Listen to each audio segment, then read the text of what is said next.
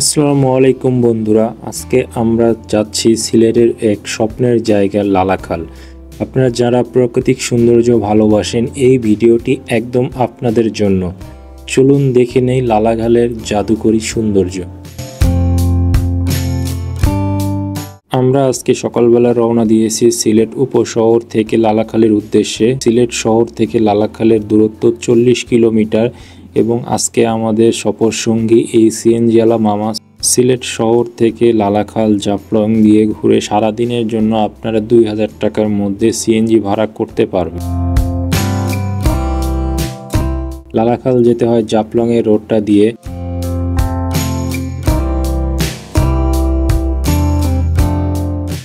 লালাখালের সবথেকে বিশেষ দিক হলো পানির রং। এটা নীলচে সবুজ এবং একদম স্বচ্ছ।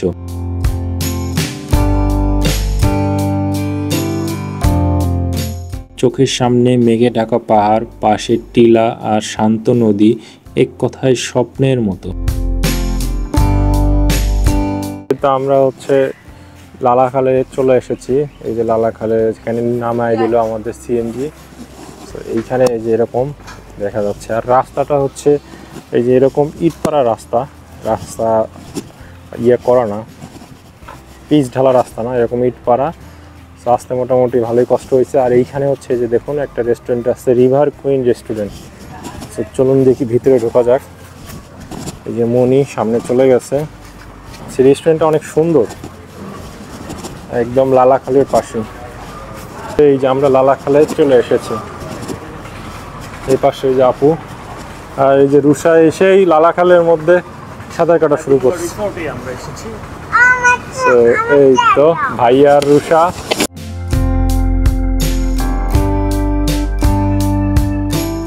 আজকে আমাদের জাফলং ট্যুরের ফার্স্ট স্পট লালাখালে আমরা চলে এসেছি। এটা সিলেট শহর থেকে প্রায় 35 থেকে 40 কিলোমিটার দূরে। আর আমার পিছনে যে খালটা দেখতে পাচ্ছেন, এটাই লালাখাল। লালাখাল মূলত সারা খালের একটা প্রশস্ত শাখা, প্রশস্ত খাল বলা যায়। আর এটার পানি সবুজ হওয়ার কারণ এখান থেকে বিভিন্ন ধরনের চুনা পাথর বা বিভিন্ন ধরনের খনিজ পদার্থ উত্তোলন করা হয়। এই কারণে এই পানিটা সবুজ। তো এখানে আপনারা চাইলে নৌকা দিয়ে ঘুরতে পারবেন, তবে খুবই সাবধানতা অবলম্বন করতে হবে, কারণ ভালোই গভীর আছে এইখানে। সো আমরা এখন এই যে এখানে কিছু নৌকা আছে, এই নৌকাগুলো ঠিক করব, দেখি নৌকা দিয়ে আমরা ঘুরতে পারি কিনা। তো আসুন নিচে নামি। এই নৌকাটাতে ভাইয়া অলরেডি উঠে পড়লো দেখলাম, মনে হয় এই নৌকাটাই ঠিক করছে। দেখুন নৌকাগুলো কীরকম সুন্দর, বসার জায়গা আছে।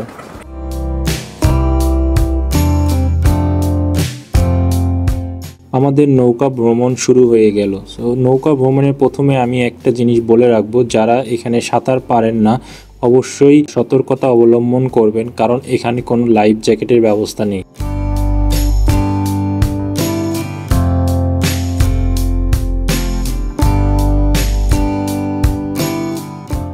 ভারতের মেঘালয়ের চেরাপুঞ্জি পাহাড় থেকে এই খালের উৎপত্তি। চেরাপুঞ্জি পাহাড় থেকে আনা খনিজ এবং কাদা মিশ্রিত অশুদ্ধ পানি এবং বালুময় তলদেশের প্রভাবে এই খালের পানি সবুজ রঙের হয়ে থাকে।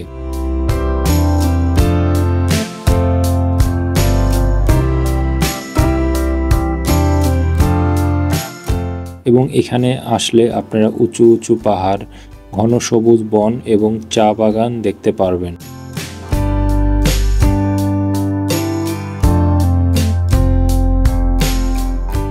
আমরা এই যে বর্ডারে চলে আসছি, ইন্ডিয়ান বাংলাদেশ বর্ডার। সো এইখান পর্যন্তই যাওয়ার সীমানা, ওইদিকে নাকি আর যাওয়া যায় না। দেখতেই পাচ্ছেন যে এই পাহাড়টা দেখতে পাচ্ছেন, এইটা দিয়ে পুরো রাউন্ড দিয়ে আবার ওই দিক দিয়ে আসা যায়।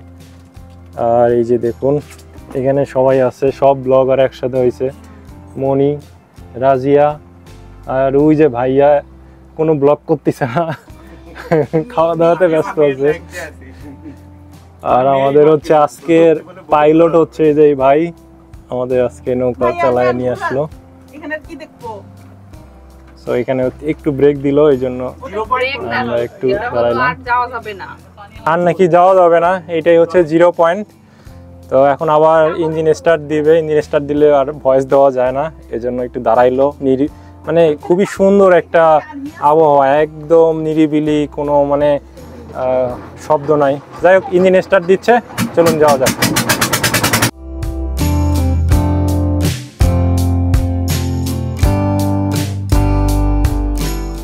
আমরা চা বাগানে চলে এসেছি। এই যে মণি, আপু, ভাইয়া, রুষা, এই যে দেখুন ঝর্ণা থেকে পানি আসতেছে। তো নৌকা এখানে আমাদের নামিয়ে দিল। নামানোর পরে হচ্ছে উপরে একটা চা বাগান আছে, আফিফা চা বাগান, আর এখানে ছোট্ট একটা দোকান আছে। এখন আমরা হচ্ছে উপরের দিকে যাব। তো শুধু একবার দেখুন ভিউটা, কি সুন্দর একটা ভিউ, কি সুন্দর দেখুন, আল্লাহর সৃষ্টি এতটা সুন্দর। তো এই যে এখানে দেখুন একটা দোকান আছে, অনেক কিছু পাওয়া যাচ্ছে। এই যে দেখুন অনেক কিছু পাওয়া যায়। যেইখানে হচ্ছে এই ভাইয়ের দোকান, এবং এই যে এখানে দেখুন ইন্ডিয়ান সব প্রোডাক্ট পাওয়া যাচ্ছে। তো আর একজন হচ্ছে মণিপুরি শাড়ি নিবে, সে শাড়ি দেখতেছে। এই যে মণিপুরি শাড়িও পাওয়া যায়, এই যে কাশ্মীরি শাড়ি। কত এগুলো? 1300 করে। তো এই যে এগুলো হচ্ছে অরিজিনাল মণিপুরি শাড়ি, তো 1300 করে অরিজিনাল মণিপুরি শাড়ি। এগুলো অরিজিনাল মণিপুরি শাড়ি 1300 টাকা অনলি। আমরা চলে এসেছি আফিফা চা বাগানে। এই যে আমার সাথে রুষা। রুষা একটা হাই দেন তো। হাই। সো আমরা এখন এই চা বাগান পুরোটা ঘুরে ঘুরে দেখব। চা বাগান এই তো দেখতেই পাচ্ছেন আমার পিছনে হচ্ছে এই পুরাটা চা বাগান, উপরে আরো আছে। যদি ভিতরে ঢুকি পুরোটা চা বাগান।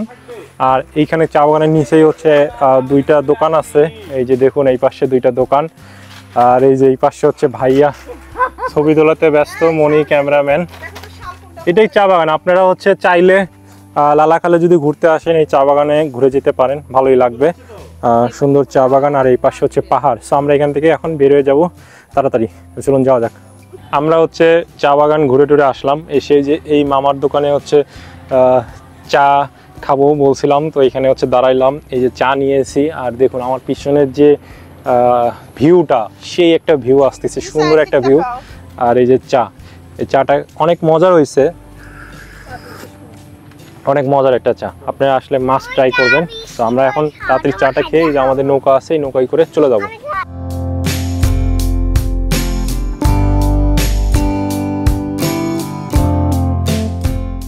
লালাখালের পাথর শ্রমিকরা জীবনের ঝুঁকি নিয়ে দিন-রাত পরিশ্রম করেন। 1000 টাকা আয়ের আশায় তারা মারাত্মক ঝুঁকিপূর্ণভাবে কাজ করে, যা তাদের জীবন ও প্রকৃতি দুইটির জন্য হুমকি স্বরূপ। তো আমাদের নৌকা ভ্রমণ শেষ। আমরা হচ্ছে এই যে লালাখালটা ঘুরে আসলাম। তো এখানে হচ্ছে আমরা প্রায় আধা ঘন্টা বা 1 ঘন্টার মতো সময় দিয়েছে, আর ভাড়া নিচ্ছে হচ্ছে 800 টাকা। আমরা ছিলাম 4 জন, দেখলেনি তো ভিডিওতে। আর ঘোরাই হচ্ছে এখান থেকে যে ওখানে সামনে একটা চা বাগান আছে, আফিফা চা বাগান, ওই চা বাগানে একটু ঘোরাবে। আর ওই পাশে হচ্ছে ইন্ডিয়ান বর্ডার আছে, বেশি দূর না, ওই পাশে 10-15 মিনিট গেলেই যাওয়া যায়। সো ইন্ডিয়ান বর্ডার পর্যন্তই যায়। আমি বলবো আসলে 800 টাকা বেশি হয়ে যায়। তারপরেও ঘুরে ভালো লাগলো, অনেক সুন্দর সুন্দর ভিউ দেখতে পারছি। আপনারা চাইলে এসে ঘুরতে পারেন। তো চলুন আমরা এখন এখান থেকে বের হয়ে যাব।